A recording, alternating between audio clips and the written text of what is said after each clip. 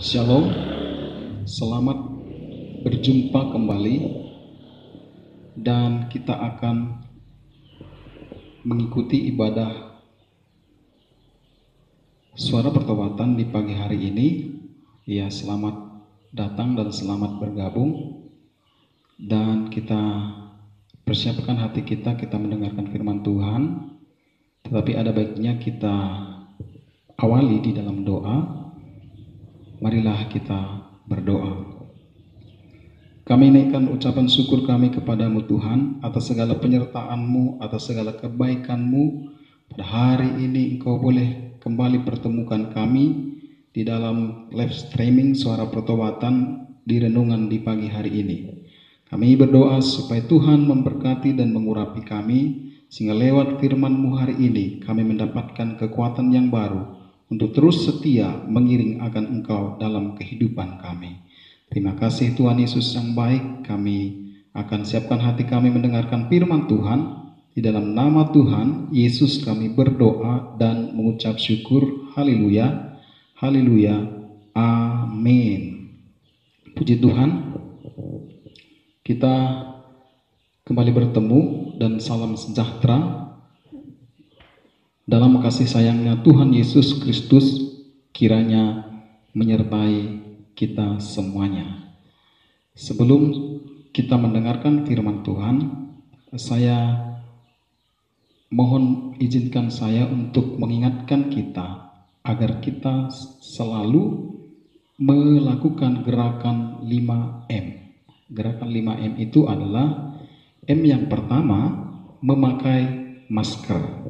Jadi di saat sahabat Facebook pendengar suara pertobatan keluar rumah, belanja ke pasar, maka kita belajar untuk memakai masker ya di new normal ini. Dan M yang kedua adalah sering-sering mencuci tangan. M yang ketiga adalah kita harus menjaga jarak. Dan M yang keempat adalah menjauhi kerumunan. Dan M yang kelima adalah mengurangi mobilitas.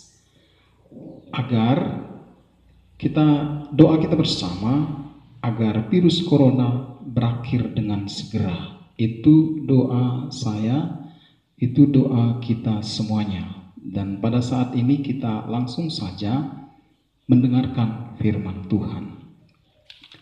Sahabat Facebook pendengar suara pertobatan, menurut para konselor, bila seseorang memiliki masalah berat, tersakiti, hati yang gusar, tertekan, dan kemudian ia menceritakan pergumulannya, dia mencurahkan isi hatinya kepada sahabat terdekatnya, kepada orang yang dipercayanya, maka waktu dia menceritakan saja 50% dari masalah hidupnya sudah berkurang. Mungkin masih ada, tapi unek-unek di dalam hatinya itu sudah berkurang 50%. Apalagi sahabatnya itu sahabat yang baik dan bisa saja ada jalan keluar sehingga masalahmu bisa selesai.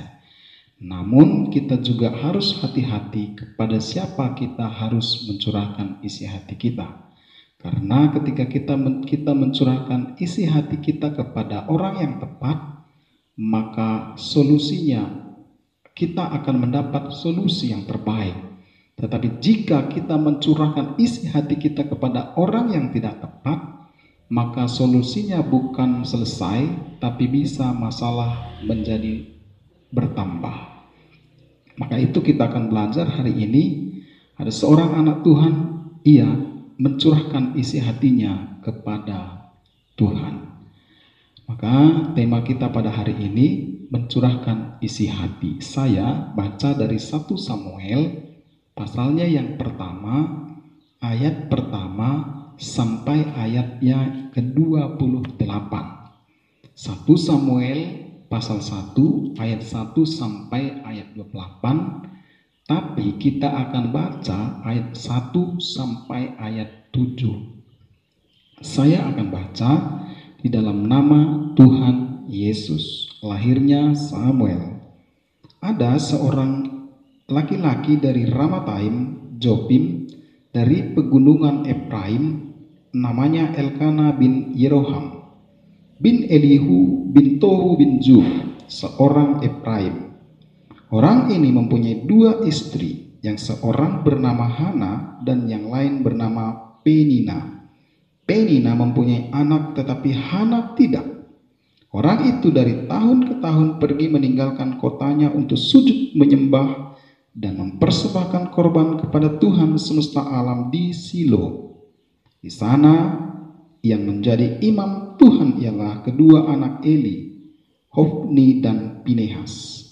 Pada hari Elkana mempersembahkan korban, diberikannya kepada Penina istrinya dan kepada semua anaknya yang laki-laki dan perempuan masing-masing sebagian.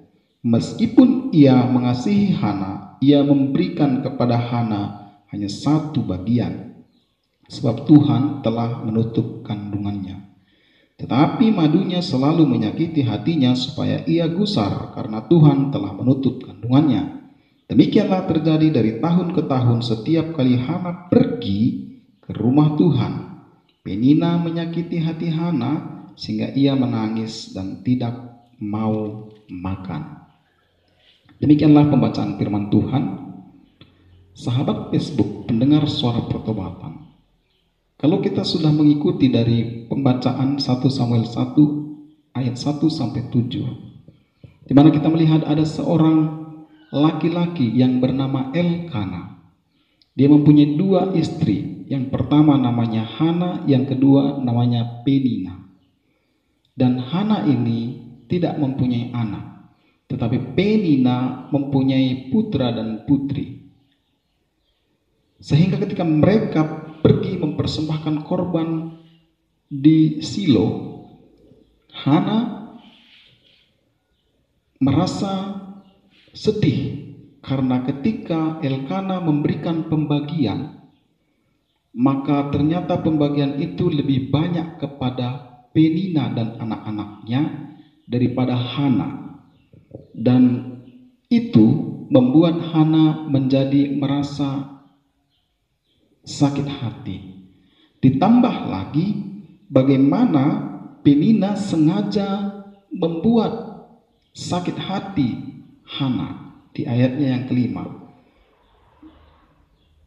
dikatakan, ayat yang ke-6, tetapi madunya selalu menyakiti hatinya supaya ia gusar karena Tuhan telah menutup kandungannya. Ternyata Penina sengaja mengejek, sengaja membuat gusar hati daripada Hana. Dan itu mengakibatkan Hana mengalami sakit hati atau pedih. Dan Alkitab katakan dia tidak bisa makan dan dia hanya bisa menangis karena Penina itu selalu menyakiti hati Hana.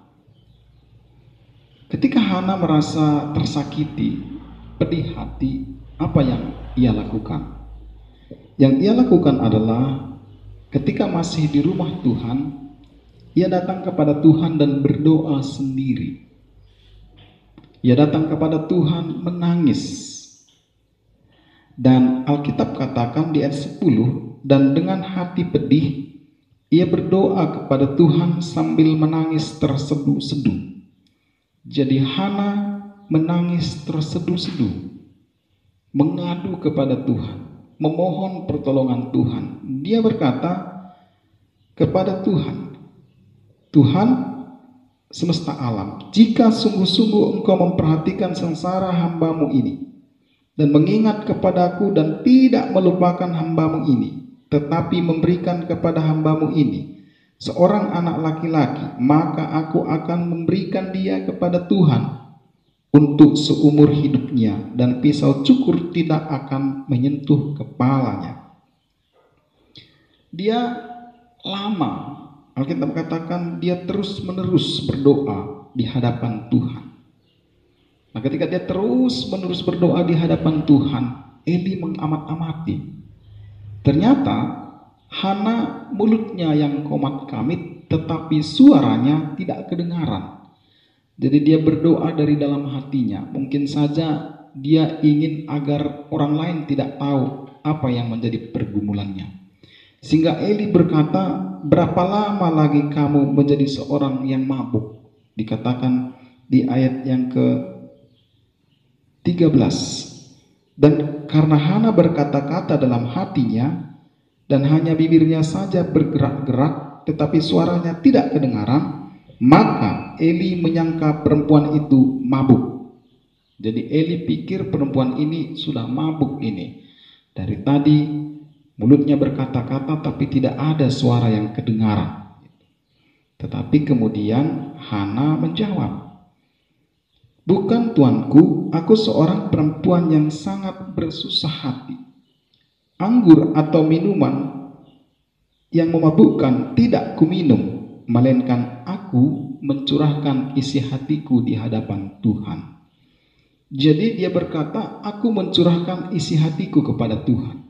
Aku adalah orang yang mengalami sedih hati, tetapi aku mencurahkan isi hatiku kepada Tuhan. Maka jawab Eli, pergilah dengan selamat dan Allah Israel akan memberikan kepadamu apa yang engkau minta daripadanya. Ketika Hana merasa tersakiti, maka dia mencurahkan isi hatinya di hadapan Tuhan. Terus menerus dia berdoa, terus menerus dia berkata-kata. Walaupun mungkin Imam Eli tidak mendengar, tetapi Tuhan mendengarkan seruannya. Tuhan mendengarkan seruan hatinya. Manusia memang terbatas, tetapi Tuhan tidak terbatas. Hasil daripada Hana ketika dia mencurahkan isi hatinya kepada Tuhan di ayat yang ke-18. Sesudah itu berkatalah perempuan itu, biarlah hambamu ini mendapat belas kasihan daripadamu. Lalu keluarlah perempuan itu, ia mau makan dan mukanya tidak muram lagi. Yang pertama adalah Hana sudah mulai memiliki pengharapan. Ketika dia mencurahkan isi hatinya kepada Tuhan, ada pengharapan dalam diri Hana.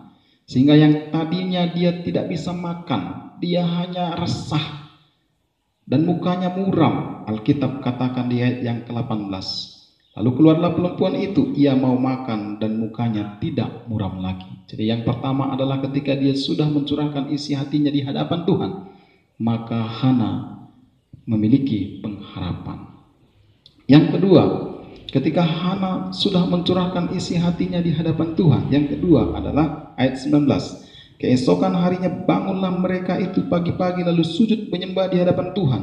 Kemudian pulanglah mereka ke rumahnya di Rama. Ketika Elkana bersetubuh dengan Hana istrinya, Tuhan ingat kepadanya. Yang kedua, Tuhan ingat kepada Hana.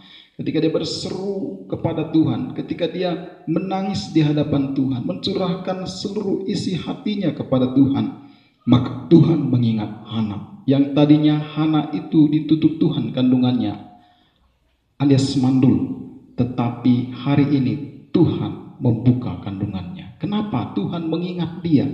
Tuhan langsung mengingat Hana. Tuhan mendengarkan pergumulan Hana. Sehingga yang ketiga, ayatnya yang ke-20 dalam 1 Samuel pasal 1 ayat 20, yang ketiga, maka setahun kemudian mengandunglah Hana dan melahirkan seorang anak laki-laki. Ia menamai anak itu Samuel, sebab katanya, aku telah memintanya daripada Tuhan. Jadi Hana mendapat jawaban dari Tuhan atas segala permohonannya, atas segala mencurahkan isi hatinya di hadapan Tuhan. Dan tadinya dia tidak punya pengharapan. Ketika dia mencurahkan isi hatinya menjadi memiliki pengharapan. Yang kedua, Hana diingat oleh Tuhan. Dan yang ketiga adalah Tuhan menjawab pergumulan hidupnya, yaitu dengan memberikan seorang putra sepas seperti apa yang diminta oleh Hana. Maka itu Hana pun menamai anak itu Samuel. Samuel artinya aku telah memintanya daripada Tuhan. Samuel artinya yang diminta dari Tuhan. sahabat Facebook pendengar suara pertobatan, pada hari ini ada banyak hal kita pelajari dari Hana. Ketika dia mengalami pergumulan yang berat, tersakiti, tetapi ada jawaban yang luar biasa ketika ia mencurahkan isi hatinya kepada Tuhan. Tetapi jangan lupa bahwa ada satu teladan lagi yang diberikan oleh Hana yang akan kita pelajari, di mana ketika pergumulannya dijawab Tuhan, doa-doanya dijawab oleh Tuhan, curahan hatinya dijawab oleh Tuhan. Apa yang dilakukan Hana? Ia menepati janjinya. Kita melihat di ayatnya yang ke-25, 26, 27, dan 28. Setelah mereka menyembelih lembu, mereka mengantarkan kanak-kanak itu kepada Eli. Lalu kata perempuan itu, "Mohon bicara tuanku, demi tuanku hidup. Akulah perempuan yang dahulu berdiri di sini dekat tuanku untuk berdoa kepada Tuhan. Untuk mendapat anak inilah aku berdoa, dan Tuhan telah memberikan kepadaku apa yang kuminta daripadanya. Maka aku pun menyerahkannya kepada Tuhan seumur hidup. Terserahlah ia kiranya kepada Tuhan." Lalu sujudlah mereka di sana menyembah kepada Tuhan. Saudara, kita perhatikan juga di sini, ketika pergumulannya dijawab oleh Tuhan, maka Hana tidak lupa. Dia ingat akan janjinya. Dia ingat akan najarnya. Waktu itu dia berdoa, "Tuhan, kalaulah Tuhan berbelas kasihan kepadaku, kiranya berikanlah aku seorang anak laki-laki. Dan aku akan menyerahkan anak itu kepada Tuhan seumur hidupnya." Dan ketika Tuhan mendengar seruan daripada Hana, keluh kesah Hana, maka Hana juga menepati janjinya. Ya, dia menepati janjinya dan memberikan anak itu, Samuel, menjadi hamba Tuhan seumur hidupnya. Jadi puji Tuhan, lewat firman Tuhan yang kita pelajari hari ini, biarlah kiranya ini menguatkan saya dan saudara untuk kita terus berpengharapan kepada Tuhan, untuk kita terus mencurahkan isi hati kita kepada Tuhan yang sanggup menolong kita tepat pada waktunya. Tuhan kiranya memberkati kita semuanya, Bapak Ibu Saudara, dan biarlah kasih Tuhan semakin hari semakin nyata dalam hidup kita. Amin. Puji Tuhan. Mari kita berdoa.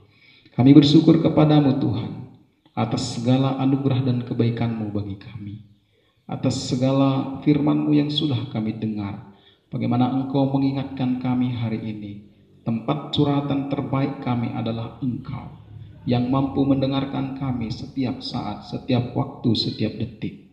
Terima kasih Bapa buat segala kebaikan-Mu bagi kami. Ketika kami mengalami pergumulan hidup, ada Tuhan menjadi jawaban dalam hidup kami. Kiranya Tuhan memberkati sahabat Facebook pendengar suara pertobatan dimanapun berada.